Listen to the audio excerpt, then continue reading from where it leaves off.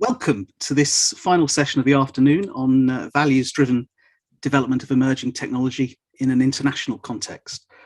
My name's James Wilsdon. I'm Director of the Research on Research Institute based in the UK and a professor at the University of Sheffield in the north of England, from where I'm speaking to you now. My thanks first to Alessandra Colecchia and David Winikoff of the OECD for the invitation to participate and join this conversation. When David asked me to do this first, he described it to me as a fireside chat. So I've put on my best cardigan, Mr. Rogers style, or Valdoonican style for a British or Irish audience. Over the past few hours, we've heard a really rich and fascinating set of perspectives on how to marry the transformative potential of emerging technologies with the necessity of good governance and strong ethics. And this final session promises to be a real treat. I'm delighted to welcome Tarun Chhabra to the conversation here. Mr. Chhabra is Senior Director for Technology and National Security for the National Security Council in the United States government, formerly Senior Fellow at the Center for Security and Emerging Technology at Georgetown University, and a fellow with the Project on International Order and Strategy, the Brookings Institution think tank. He previously served as a speechwriter to the Secretary of Defense from 2013 to 15, and assumed a role as director in President Obama's National Security Council from 2015 to 2017. So he genuinely is ideally placed to steer a conversation on this topic. And thank you again, Tarun, for taking part.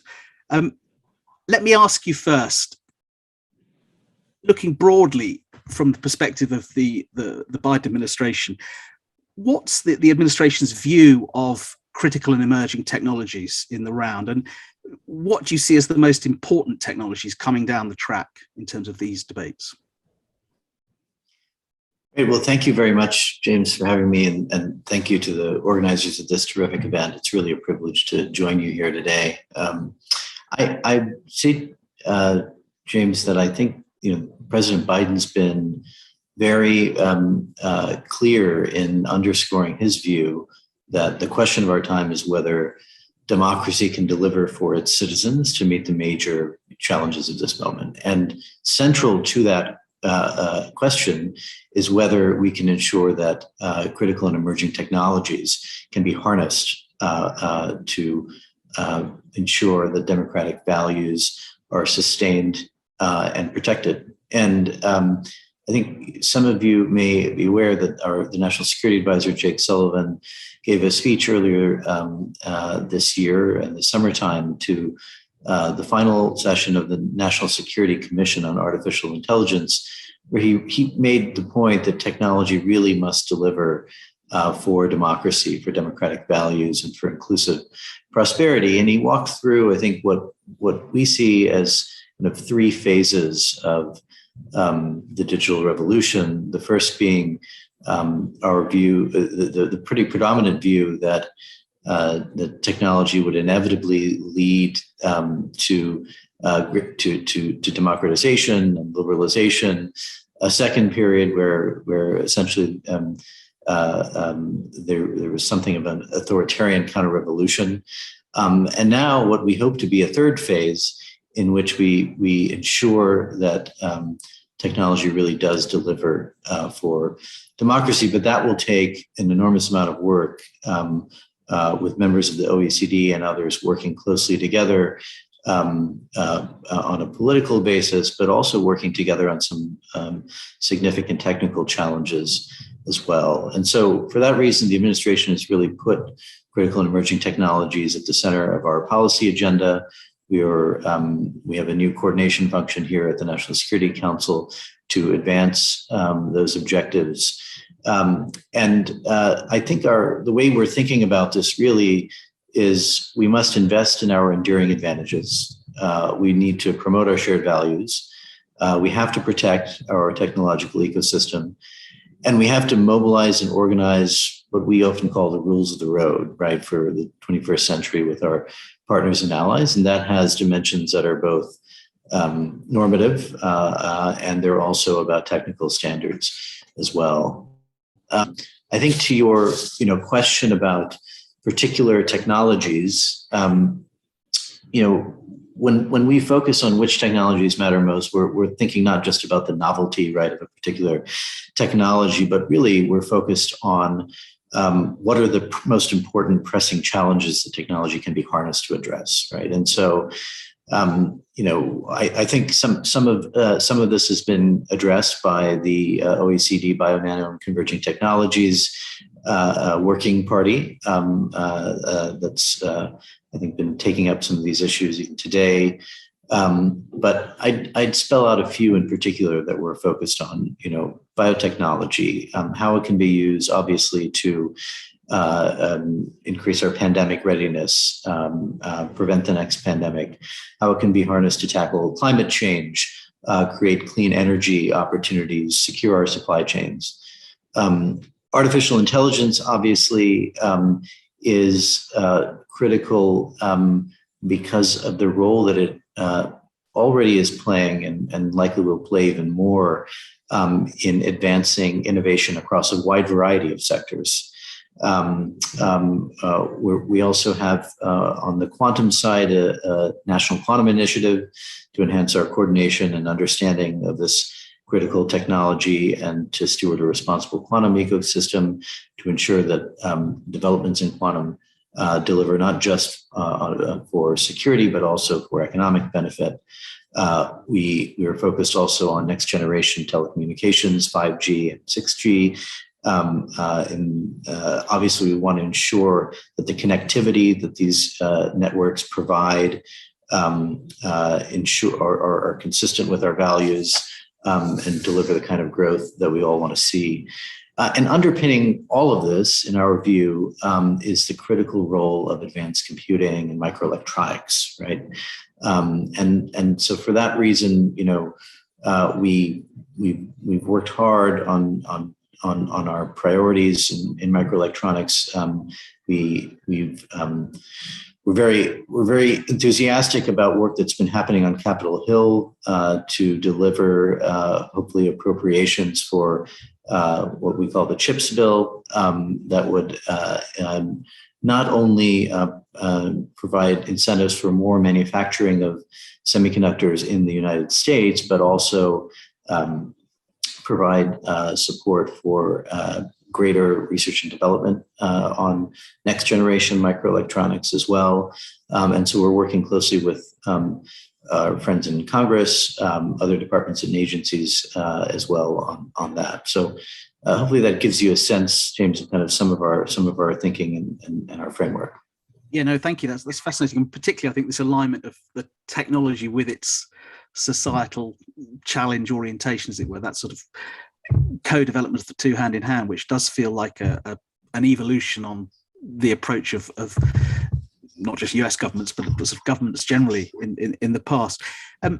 Just turning to the governance side of it then, I mean, obviously, as you say, the two are inextricably bound together, but in light of those developments and their potential on the tech side, what do you see as the really big gaps and challenges for the governance of emerging technology? I mean, you've highlighted democracy, of course, as a key element of that, but could you just expand a bit on how the thinking around governance and technology is taking forward? And particularly, how do we ensure that those technologies, as well as being directed towards the societal needs that you've highlighted, are also ethically responsible, inclusive in the way in which they're being developed?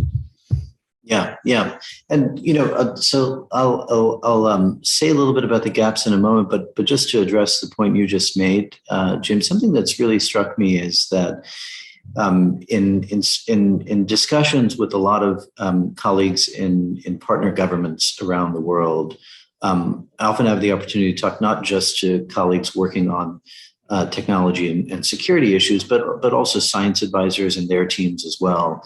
And something that a message that seems to be kind of gaining a lot of traction is that in the realm of science cooperation as well, right, and not just when we're looking at security issues, that we should have more strategic science cooperation as well, right? And I think what is coming through in some of those discussions is really kind of the kind of mission-driven aspect of it. Are we really harnessing our cooperation to address common challenges along the lines of what we discussed earlier. Obviously, we are going to continue to maintain our bottom-up science system and in driving discovery, and that's obviously a critical aspect to it. But we do think that there's more scope for strategic science cooperation across the board, and it's something that's really been striking in conversations with many allies and partners. To the point about kind of gaps and challenges for governance of critical and emerging technologies, I'll just I'll offer a few that we tend to be focused on right now. I think human rights, equity issues, right, and then I'd highlight the challenges associated with data. So on the human rights front, I think we obviously need to be very mindful of the potential for misuse or biased applications of some emerging technologies, and so. Our approach is to be risk-based and stakeholder informed. We want to take both of those approaches to these technologies and find a balance as we promote and protect these technologies. We want to have a thriving innovation environment, but obviously not at a cost to our values or economic and national security. So, on the human rights front, I think we really have to work together to uphold and protect multilateral institutions and universal values, and prevent the misuse of these technologies, remain vigilant about where we're exporting certain key technologies and equipment included. I think we also need to make sure that we each have the regulatory capability to manage those kinds of export reviews. I think each of us need to make sure that we also are in regular dialogue with our companies and with industry, civil society groups to ensure that we are aligning as much as we can on the underlying concerns for any sort of controls. Just to give you something quite timely is that the United States is planning to launch an export control and human rights initiative at the Summit for Democracy later this week. We're hoping to assemble over the course of the coming year a group of like-minded governments that will hopefully commit together to determine how export control tools could better monitor and, as appropriate, restrict the proliferation of technologies. We've taken recent actions related to customized hacking tools, just to give you an illustration of the kinds of things that worry us. But obviously, there's a broader surveillance stack that's of concern that I think we should all be focused on. Second, on equity issues, this has been an issue kind of front and center for this administration. On the National Economic Council side or Domestic Policy Council side, and also within our Office of Science and Technology Policy. I think we're looking, in the area of people, we're looking at policies and programs right now to advance opportunities for underrepresented, underserved researchers, for example, and we're thinking through issues of technology application and access. We're taking time to listen to communities and hear their challenges and concerns, so we can incorporate, I think, a lot of concern that's been registered about equity issues in general. And I think, with respect to technologies, our colleagues at our Office of Science and Technology Policy recently published a draft AI Bill of Rights that gets at some of these issues, including the focus on equity and bias, which is really, really crucial. On data, I'll say, we are worried about certainly the national security risks of unfettered access to sensitive data,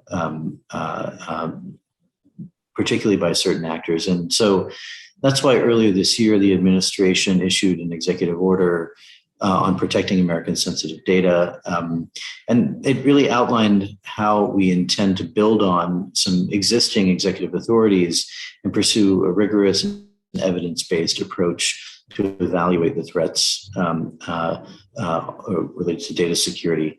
And so some of the criteria that we have in that EO, I think it's really important for us to try to discuss with partners and allies, discuss in the OECD context, try to converge as much as we can on how together we'll approach these data security risks so that in the end, we're able to have across like-minded countries, right, really as much of a free flow of data and commerce as we can, right? And so just to give you a sense of those criteria, we're looking at ownership, control, or management by persons that may support foreign adversaries' military intelligence and proliferation activities, a lack of thorough, reliable third-party reporting, ownership or control or management by persons involved in malicious cyber activities. Similarly, ownership, control, or management by persons who may be subject to coercion or co-optation by a particular government. So I think these are general guidelines, but overall, I think we really would like to work with like-minded partners to ensure that we have a common approach to data security challenges. We could certainly talk about other gaps, but I just wanted to highlight those three to begin with. Thank you. No, that's great. And that's actually a good lead to my sort of third question, which is going to be about the role of international collaboration in this whole space. You've already highlighted some examples of this, including new initiatives coming down the track on export controls and some of the stuff on data. But could you just say a bit more about really the balance between US leadership in some of these debates and international collaboration, in areas of emerging tech policy, especially when it comes to the relationship between those emerging technologies and democracy and human rights, and then these broader global challenges, whether it's climate, sustainability, global health, of course, foremost in all our minds at the moment. And I just linked as well on the cooperation point. I mean, you mentioned in your previous answer at the start this sort of broader case for strategic science cooperation. I just wondered, when the Obama administration took office, obviously now some years ago, there was a big push more broadly around the role of science in diplomacy. And I just wondered kind of how those debates look now in clearly what's a slightly different geopolitical context, but the sort of balance between that more, I suppose, if you like, dovish approach to the role of science in international foreign policy and some of these, very real security concerns. Yeah. Thanks very much, James. So yeah, look, I'll say to begin with that I think as administration, we have been quite clear about the need, as we see it, to shore up some of our supply chain vulnerabilities. Right? We've issued a related executive order. We have a lot of work underway to identify some of the supply chain vulnerabilities that we may have, and some of that work is ongoing across our departments and agencies. However, something we've also been quite clear about, tried to be quite clear about, is the fact that we also see an allied kind of technological ecosystem as being critical for shoring up our supply chain vulnerabilities as well. And so the idea is not that everything across the board will be, reshored necessarily in the United States. That's looking, at the cost, right, of incentive programs, so on and so forth. That's not the issue, right? The issue is ensuring that we've shored up key vulnerabilities and then working really closely with allies and partners to ensure that collectively we really have together shored up our supply chain security as well. And so we have really put in a tremendous amount of work working with allies and partners to foster, an open, accessible, and secure technology ecosystem on the supply chain security front, but also in working on technology that enhances our values. And so I just give you a few examples. We've done a great deal of work with the US-EU Trade and Technology Council on a broad variety of areas related to critical and emerging technologies, ranging from investment screening issues to export controls to privacy-enhancing technologies. We have also undertaken a lot of work in the Quad context as well, with a technology working group there. There'll be more to say later this week about technology-related issues in the context of the Summit for Democracy as well. And then obviously in bilateral context as well, there's been a lot of work in this space, and then the OECD as well is obviously a critical partner across a broad range of these issues, and we've seen that in a number of sectors. So I think I'll just highlight I think a few areas where I think we could do more concerted work together. Including through the OECD.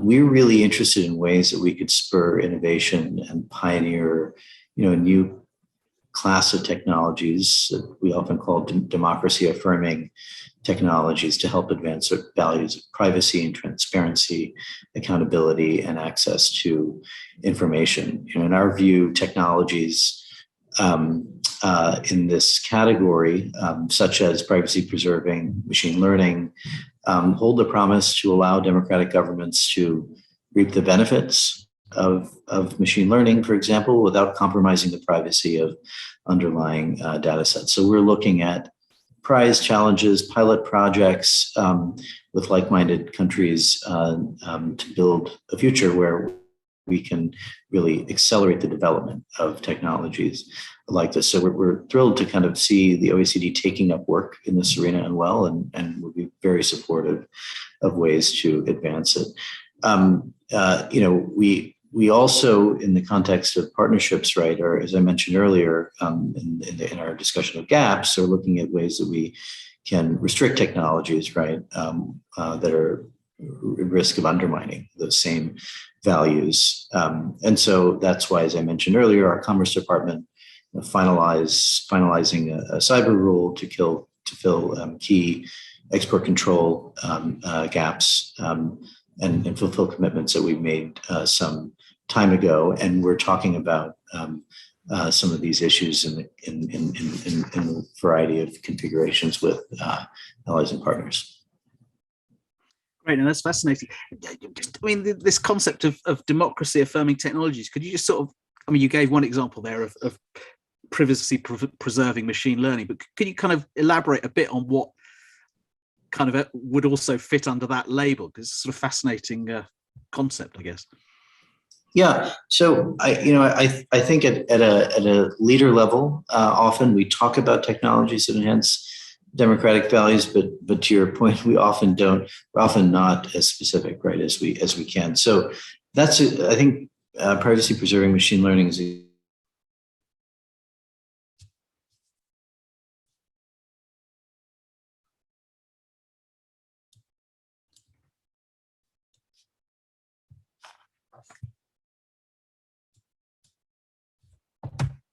good example to certain data, but not actually share the data itself, And so I think what we would like to do is really show what the potential of that kind of technology could be, work with industry on ensuring that we're trying to develop it, and then work through associated challenges related to standards, whether they be technical standards or legal standards and policy issues, that could hamper the acceleration of these. I think, another way to think about this is in the biotech sphere, I think we have concerns about the way that some biotechnologies are being used for mass and compulsory genomic surveillance, for example.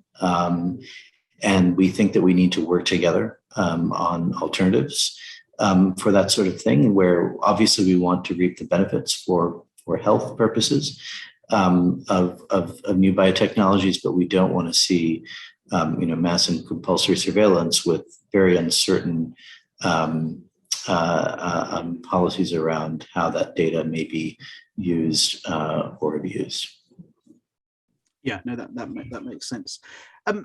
Just picking up a couple of, I think we've got sort of 10 minutes or so to keep talking. So picking up just some of the discussions in the previous session, I was just interested in the role you saw for perspectives from other disciplinary areas beyond the realms of the science and technologies in question. So there was some discussion earlier about particularly the role of social sciences, humanities, in sort of creating that environment in which the societal and the ethical and the governance questions are given equivalent primacy to the harder edge technological and scientific potential and agendas at play. I just wondered, in practical terms, do you think that is easily achieved in the kind of policy context in which you're working, or is there further to go in terms of creating that more holistic set of perspectives?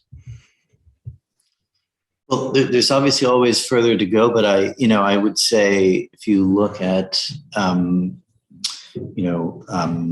elements of the president's proposed Build Back Better agenda, if you look at proposed legislation that the administration is supporting in the U.S.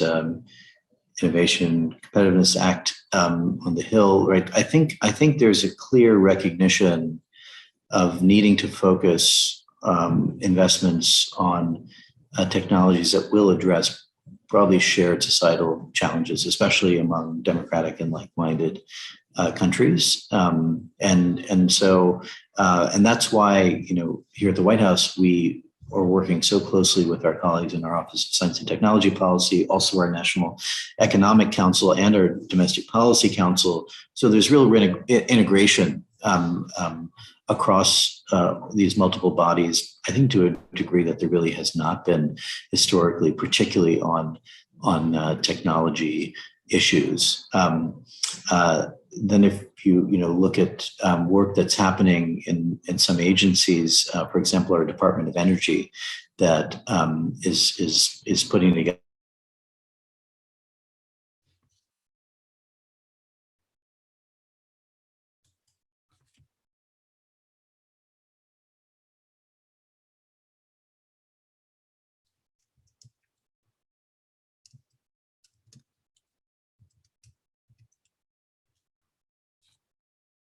I think we may be having a connection problem, Tarun. Can you hear us?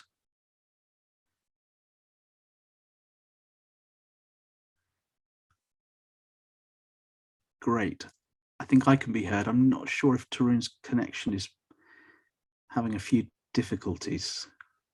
Yes, I think it's been confirmed to me. That's not. I'm just double checking. It's not me here in my study in Sheffield. It is the connection at the US end. Hi, Tarun. You're back. Can you hear us? Sorry, I lost you there. No, we only lost you there just momentarily at the end there. So rather than trying to make you retrace it, as it were, maybe I'll just come in with a further question if you can hear me okay now. You touched on this earlier in one of your answers in terms of the role of different multilateral fora and organizations in advancing these agendas. Could you just, given this is an OECD event, an OECD audience, could you elaborate a bit more on the role of a body like the OECD, given its unique mix of nations and clearly, in general, the nations who are at the forefront of many of these technological fields? But any further thoughts on areas that the OECD could play a stronger role in the years to come? Yeah, absolutely. So, first is obviously convening power. I think, the OECD has an enormous capability to bring together a wide range of stakeholders, government, non-governmental, who are like-minded, really focused on shared values and identify opportunities for collaboration and norm building and talk through a variety of issues as we are today. Two, data and reporting, right? I think the information that's being published by the OECD can help us scan the horizon for a broad variety of opportunities and challenges as each of us really focuses on the role of technology in delivering for our citizens. Third, I think, obviously reinforcing norms and like-minded leadership. We really have to work together to make sure technology is developed and deployed in ways that do not undermine our values, but hopefully advance them. So I think there's a broad scope really for OECD cooperation in all of these spaces, and especially applying those capabilities to some of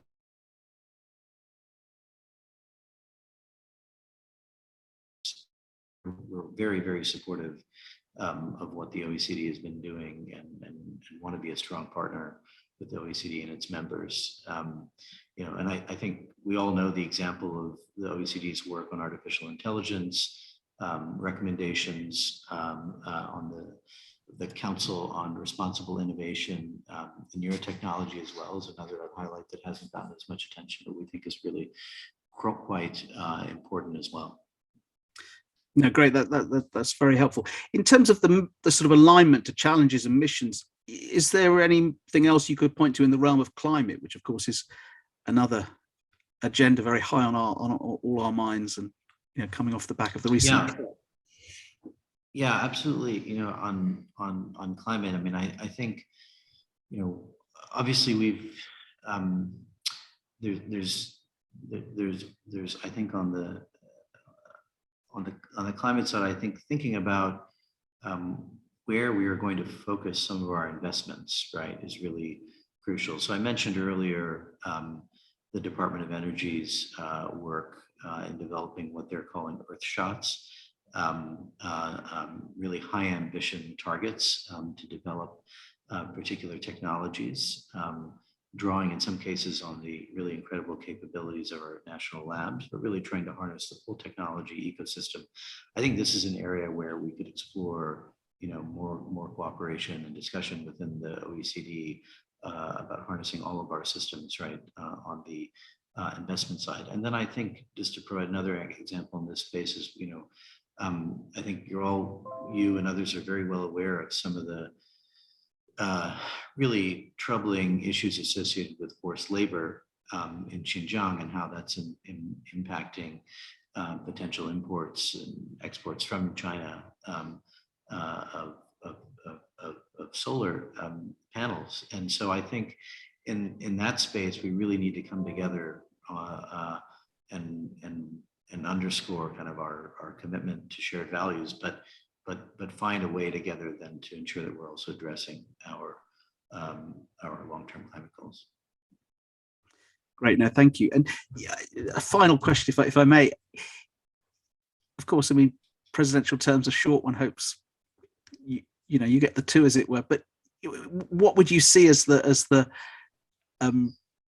real milestones, the key achievements that you'd hope to bring to this domain of policy over the course of the Biden administration? I mean, if one was looking back in 6 years' time, whatever, at what had been achieved, where would you hope to have got? Mm-hmm. Yeah. So, I mentioned earlier, right, kind of our overall framework. So the first part is really on investments. So, we think it's absolutely critical that we are able to invest in domestic manufacturing of semiconductors and really accelerate research and development in that space as well. That would come through the CHIPS Act, because we think microelectronics is just so foundational for underpinning innovation across sectors. Not just getting appropriations, obviously, from the Hill, but truly implementing that in a way and doing it in a way that's responsible stewardship of taxpayer dollars is really, really critical. And I would just say, for our Department of Commerce, it's going to be working on that. The scale of this program is really something. It's not something that outside of the Defense Department, right, the U.S. government has administered in recent history. And so it's really crucial that we get that right. Similarly, we have proposals on the table to really double down on our investments in critical and emerging technologies, both through the Department of Energy and the National Science Foundation. So those proposals, which are still pending on the Hill, are really crucial for us to get done.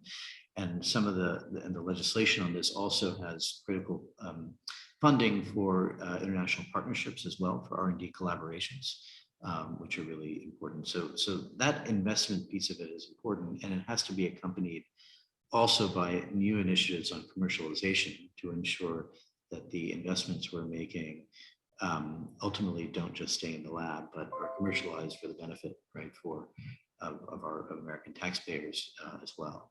On the technology protection side, we're doing a lot of work on export controls right now to ensure that we're really protecting our critical and emerging technologies, and we have to make sure that we're well coordinated with allies on that front. So some of that work is quieter than others, but it's really a crucial piece of our agenda. I think we all have a shared interest in maintaining some of the and protecting that technology, particularly in some of the sectors that we have talked about.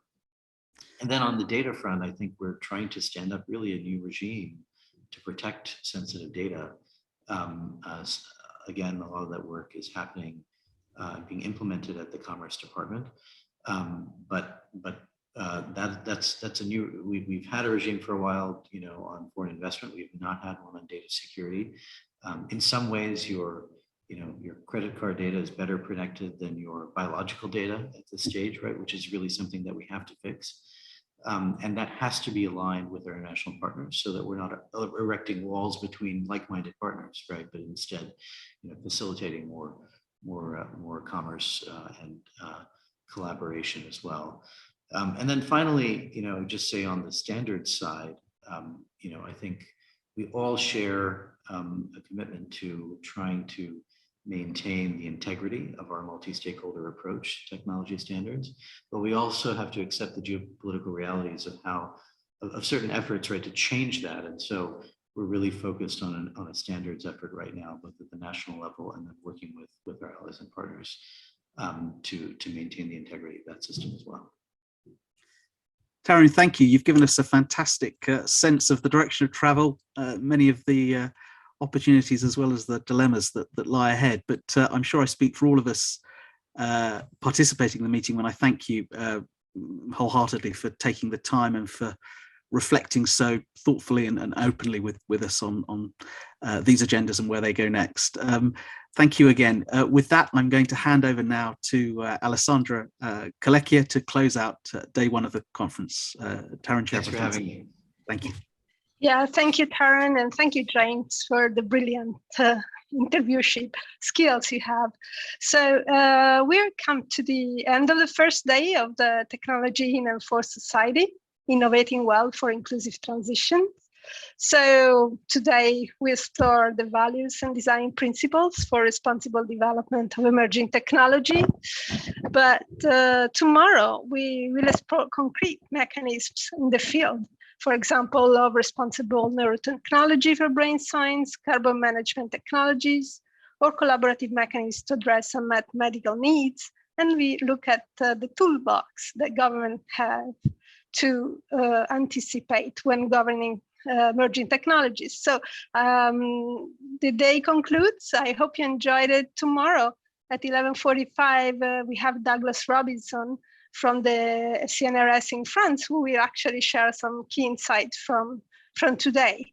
And if you missed any of the sessions today, you will be able to watch them and play them, replay them. They will be there on the website from 10 o'clock Paris time tomorrow. So again, have a good day, a good night rest for those of you who are participating from Asia, and see you again tomorrow at 11:45 Paris time. Thank you. Recording stopped.